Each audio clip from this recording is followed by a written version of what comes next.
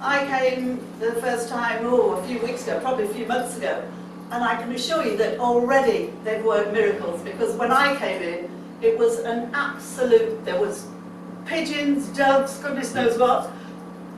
This was, you couldn't even really have sat two people down. It was a total mess. So they've already spent an enormous amount of energy and enthusiasm doing what they've done.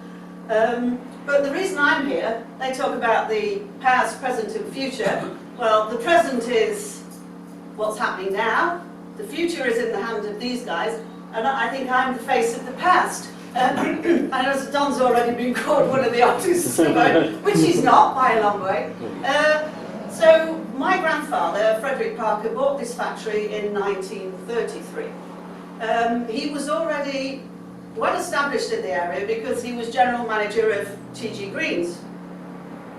Now at T.G. Green's, this is just a bit of personal history, but it is connected, but I will share it with you, because at T.G. Green's, he was the inventor, innovator, creator of the Cornish blueware. And it's never been acknowledged in any publications. It was always known in the family and in the location that he was the one that researched it and evolved it.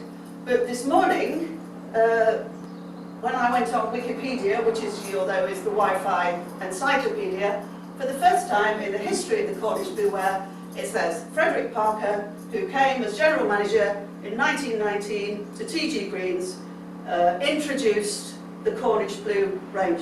So for me, today is a very special day, and it seems to come in the Heritage Weekend, which is, for me, rather a synchronistic event, because it's my heritage. And so I'm very proud of the fact that my grandfather, Fred Parker, invented the Cornish blueware, but then came here with his family and and took over Bretby Art Pottery here, and carried on in the Parker family until we reluctantly closed the doors in September 1996. So would you like me to go back before then, to when the factory actually started? Yeah, now I want you to ask, because yesterday I just rabbited on and non-stop, just like somebody had flicked, I did, didn't I, Michael? Yes. Like somebody had flicked a switch. So what I'd like to ask you to do is, if you've got any questions, just stop me and put your hand up, and I'll do my best to answer them. So if I lose track of what I was saying before, somebody will hopefully remember where I was and get me back on track. So are you happy to ask questions before I start? Yeah?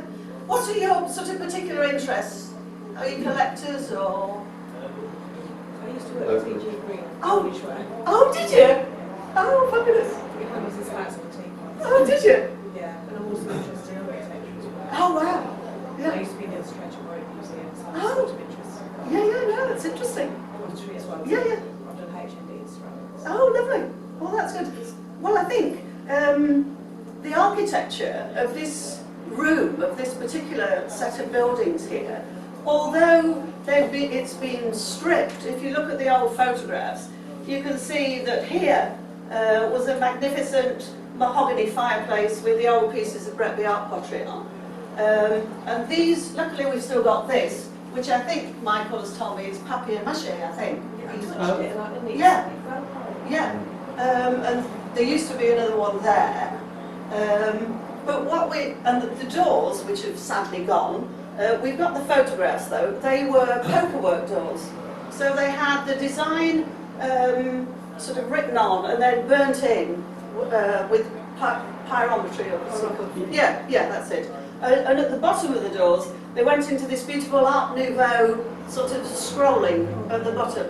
And I mean, if you look, when you sort of heard this, if you look at these photographs, you can just about discern it. But hopefully we're going to get, you can still sense, even though we haven't got the pokerwork doors, and we haven't got the fireplace, you can still sense that there's a style about these buildings.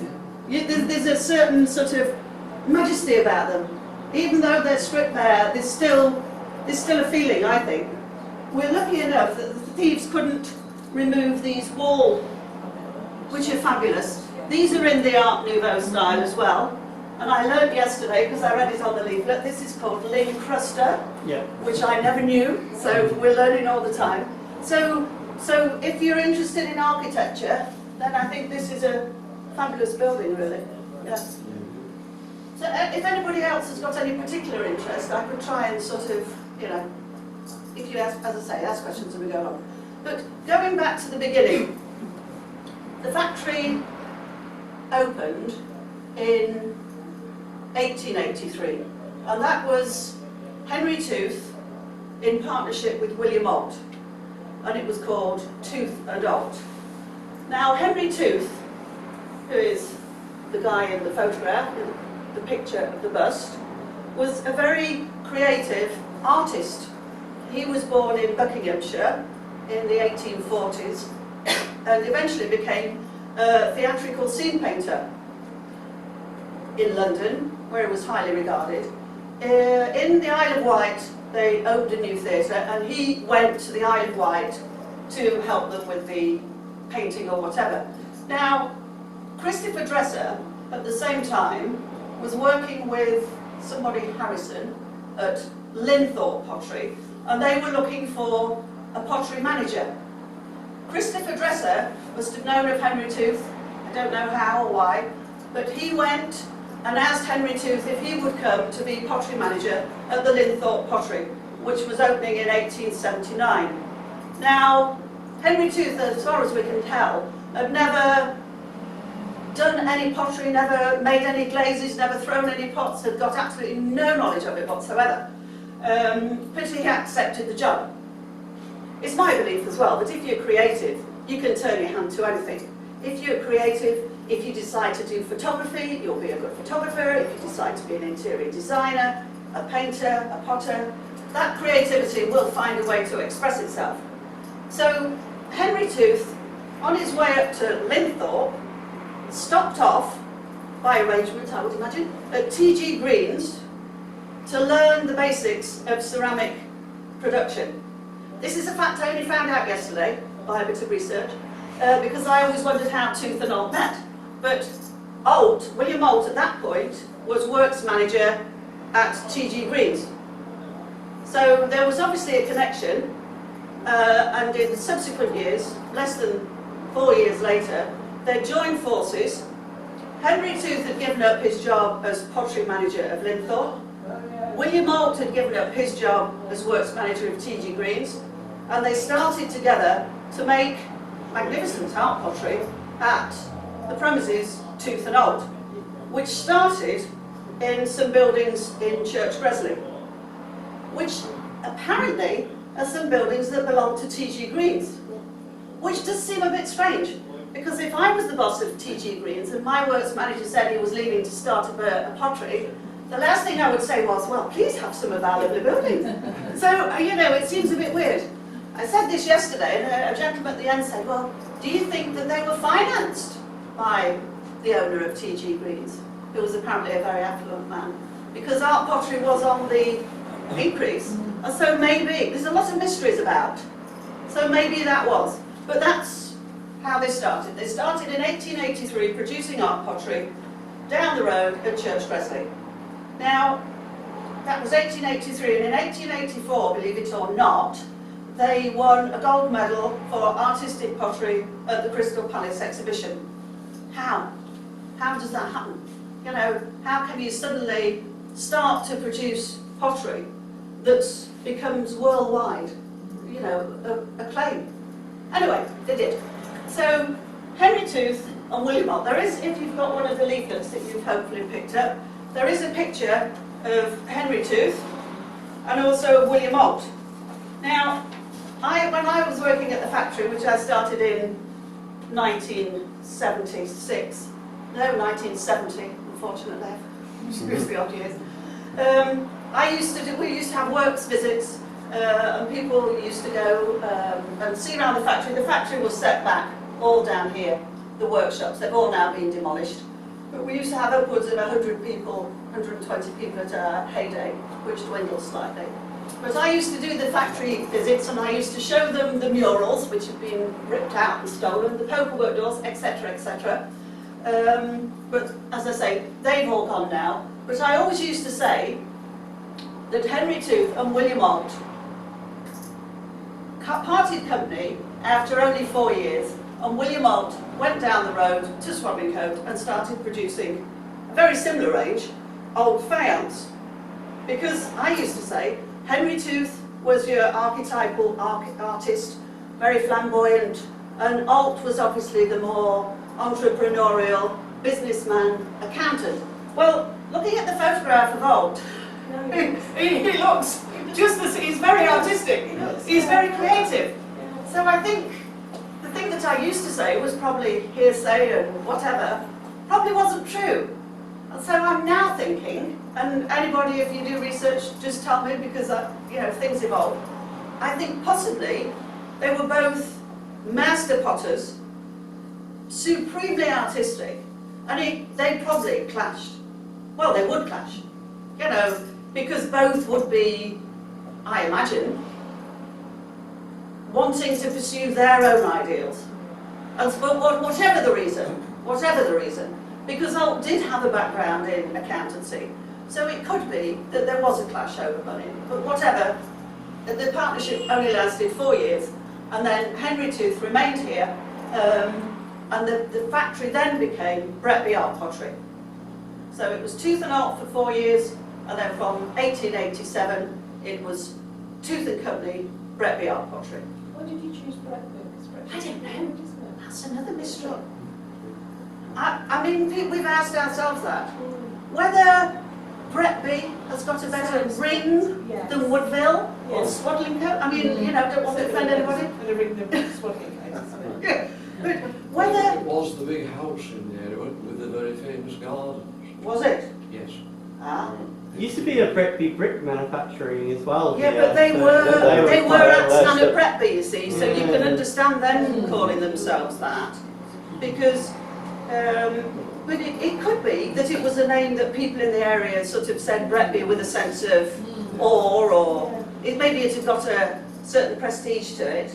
But it's a good question, and if anybody, is inspired with the answer, then answers on a Get in postcard. touch.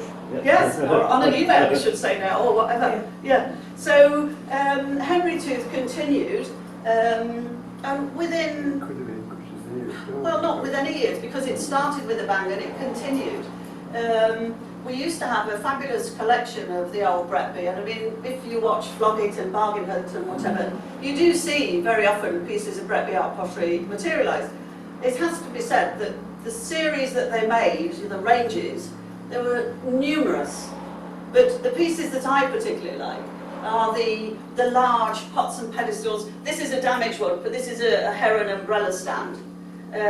Shiny green glazes. It's very difficult for people to sort of describe what a piece of Bretby looked like, because there's so many different styles. Henry Tooth liked to imitate as well, so there's a few samples somewhere of the copperette range, which was made to look like copper.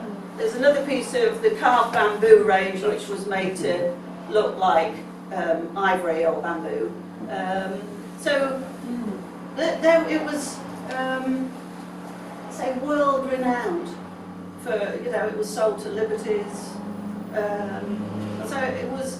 There is a fabulous heritage to this area, because, all right, we think about the potteries being the centre of ceramic production, but outside the potteries, this area, at one time, if you look at Ordnance Survey maps of the turn of the century, within this area, there were dozens and dozens of little potteries because of the clay.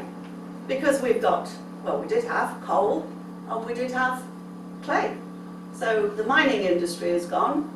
Well, the ceramic industry is pretty well gone, but within this area, you've got TG Greens, which made domestic sorts of ware, somewhat more ornamental, but then you've got Moira Pottery that made sort of stoneware, but Bretby Art Pottery and Alt were major producers of art pottery, and so that is the heritage in this area.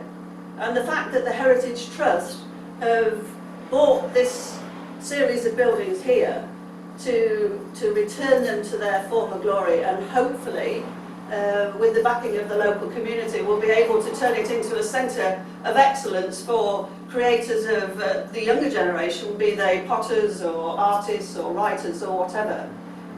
It would be a fabulous, a fabulous place to inspire people, because it's still got something. I said something along those lines yesterday, I don't know what I was talking about, and all these photographs all flew up. So Don says, oh, that's Henry, because we always used to say there was a ghost of Henry, didn't we? Yeah. But I noticed this morning as well, when I was looking at the leaflet, I thought, yes, the Heritage Trust, Henry Tooth. Come back to it. Yeah. So I feel sure that it would have his blessing. So that's a bit of a potted history. So if there's any questions or anything.